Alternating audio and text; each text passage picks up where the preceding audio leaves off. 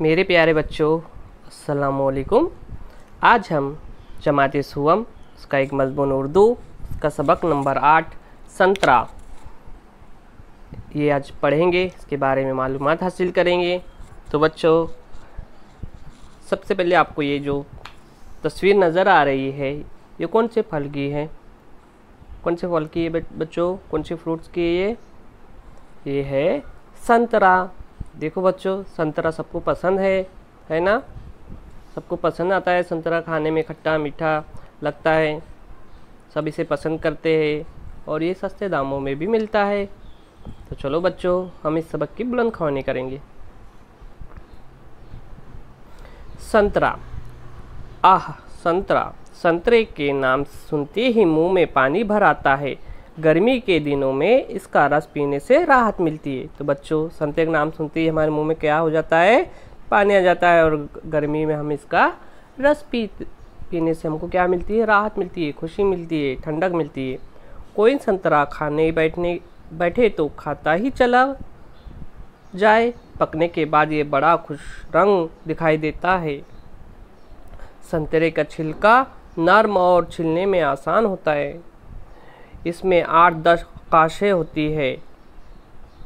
संतरे के छिलकों में भी रस होता है, लेकिन वो बहुत कड़वा होता है। बच्चों, आपने देखे होंगे संतरे को हम आसानी से छिल सकते हैं और उसकी जो काशें होती है बहुत इजीली निकल जाती है आसानी से।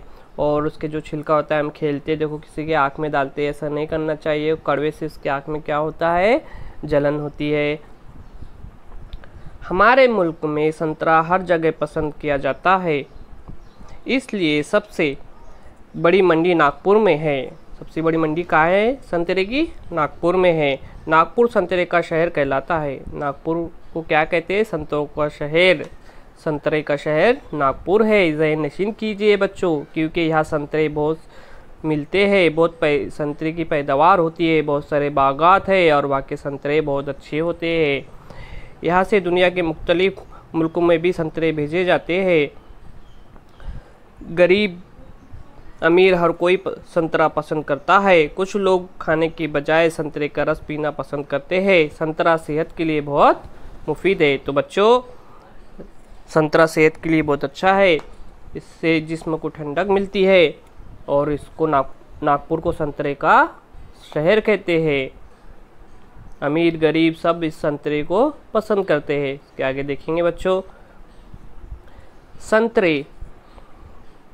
संतरे कलमे लगाकर उगाते हैं। इसकी जो एक कलम आती है, लकड़ी की तरह एक कलम होती है, वो लगाकर उगाया जाता है। कलमे 18-20 फुट के फासले पर लगाई जाती है। कलमे कहाँ लगाई जाती है? उस फासले पर 18 से 20 फुट का फासला होता है। ये काम बारिश के दिनों में होता है। संतरे की कब लगाई जाती है कलम? बारिश के दिनों में। संतरे के दरख्त जब ज़रा बड़े हो जाते हैं तो कीड़े मकोड़ों से बचाने के लिए दरख्तों पर दवाई लगाई जाती है। जब उसका दरख्त बड़ा हो जाता है तो कीड़े मकोड़ों से बचाने के लिए उस पर क्या करते हैं? उसके तने पर छोटे दवाई लगा जाते हैं।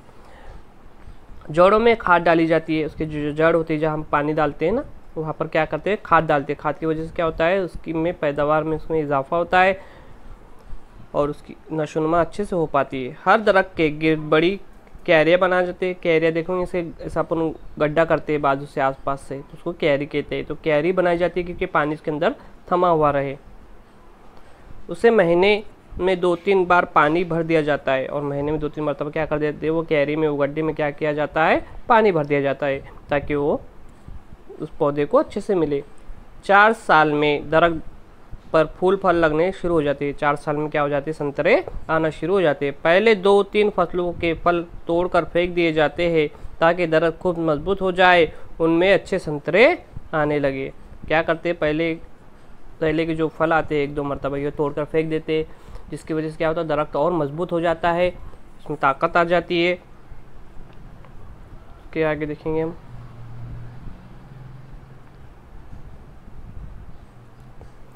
5-6 साल में दरख्त खूब घने हो जाते हैं। 5-6 साल में क्या हो जाता है? तो दरख्त घना हो जाता है, बहुत घना हो जाता है। उन पर जब बहुत संतरे लगते हैं तो उनके बोझ से डालियाँ झुक जाती है। उस पर फिर घना होने के बाद क्या हो जाता है, उसमें बहुत सारे फल लग जाते हैं, बहुत सारे संतरे लग जाते हैं, और डालियाँ जो रहती है उसकी छोटी छोटी डालियाँ, बारीक बारीक डालियाँ से झुक जाती है, संतरे लटक जाते हैं, इतने संतरे आ जाते हैं। कभी कभी वो टूट भी जाती है, इसलिए बागबान डालियों को बांस का सहारा देते हैं। इतनी डालियाँ अगर झुक जाती है कि ऐसा लगता है टूट जाए, या टूट भी जाती है तो क्या करते हैं बागबान, बागबान किसे कहते हैं, जो बागात में काम करते हैं, जो फल फ्रूट उगाते हैं, फल फ्रूट की बागात के पौधे लगाते हैं, तो उनको बागबान कहते हैं। तो बच्चों उसको उस जो डालियाँ होती है उसको सारा बांस के ज़रिए उसको डालियों को सहारा दिया जाता है, ताकि वो डाली टूट ना पाए और संतरा गिर ना पाए नीचे।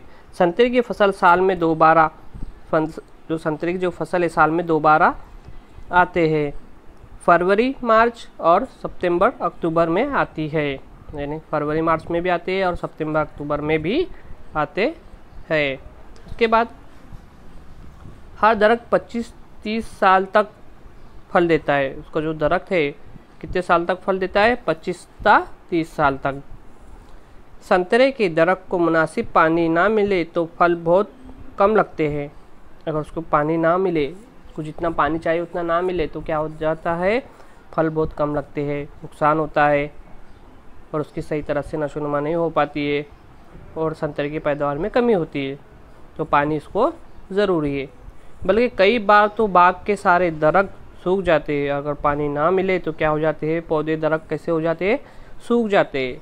इस नुकसान से बचने के लिए नहरें और कुएं खुदवाकर हुकूमत आबपाशी का इंतज़ाम कर रही है। इसलिए हुकूमत क्या कर रही है, नदी कुएं खुदा के दे रही है, नहरें लगवा के दे रही है, और आबपाशी यानी पानी का इंतज़ाम, आब यानी पानी, तो नहरों के ज़रिए, कुओं के ज़रिए बागात में पौधों को पानी पहुंचाया जाए, दरख्तों को पानी पहुंचाया जाए। इस तरह का हुकूमत इंतज़ाम कर रही है, जिसकी वजह से हमारी पैदावार में इजाफा हो और दरख्त पौधों को कोई नुकसान ना हो, फसल को कोई नुकसान ना हो। अब नई नई खाद और दवाएं भी इस्तेमाल होने लगी है, इसलिए संतरे के बाग साल भर हरे भरे दिखाई देते। और साथ ही साथ अभी बहुत सारी दवाई और खाद आ चुकी है अच्छे, जिससे साल भर जो दरख्त होता है, जो बागात होते हैं, वो हरे भरे होते हैं। तो बच्चों अभी हमने देखी संतरे का फल किस तरह से उगाते हैं, किस तरह से फल आता है, कितने साल तक आता है, और फसल कब लगाते हैं, कौन से महीने में फल हमें मिलते हैं। तो बच्चों अगर आपको हमारा ये वीडियो पसंद आए तो लाइक कीजिए, शेयर कीजिए और हमारे YouTube चैनल लेट्स एजुकेट 2020 को सब्सक्राइब कीजिए। ठीक है बच्चों, अल्लाह हाफिज़।